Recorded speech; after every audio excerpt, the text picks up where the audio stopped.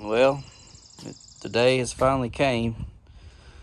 We're going to try to get this front axle out and try to work on getting the other axle put in. Probably a multi-day video put together, but don't have all the U-bolts and everything yet, so we'll figure all that out as we go. But we'll get the lug nuts broke loose. Now on these Daytons, you don't want to completely take them off, but I'll get them loosened up and then we'll go through and tap all the wedges with a hammer to get it free them up, because sometimes they do like to come off with a vengeance unless you do that first. But we'll get them loosened up, get up on jack stands, and go from there. Okay, we do have it up on jack stands. Got the wheels and tires off. So got the shocks off on both sides. Had to do some cribbing on the jack stands. I don't really recommend this, but I ain't having no other options at the moment. So I recommend do not try this at home. But I do have the back tire chalked, so hopefully it won't move and fall off jack stands, but we should be all right.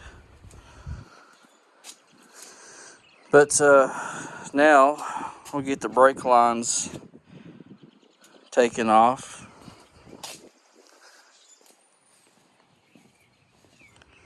And I'll definitely get the drag link took off the steering arm. And then we'll start on the U-bolts. We'll see if we can get those undone. Hopefully we won't have to cut them, but we'll stay tuned for that. But as I was taking it off, looking at the shocks, and they are the original, I assume they're original shocks. Of course, they're completely wore out. But if they're original, they've been on there since '75. But I'll do a little bit more work and I'll bring you back as the progress goes.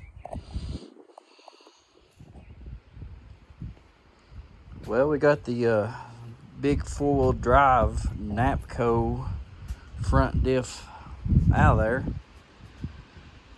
Worked those jack stands really hard on this one. Thing is heavy, but a lot better in here. Hopefully the 4300 axle will fit nicely in there. But it looks really good in here. Still no major rust at all, other than surface rust. Everything looks good.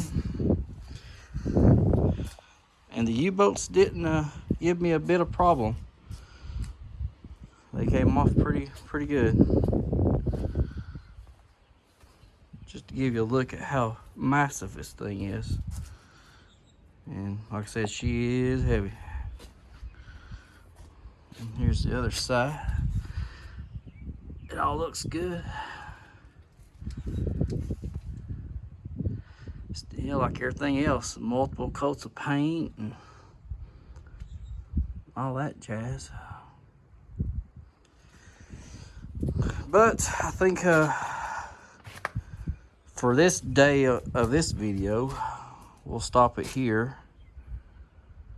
I'll have to get the cherry picker and get this rear end or front end moved, get it out of the way, and then we'll get the 4300 axle out so we can start working on it. But I think we'll actually start this on the next video instead of doing a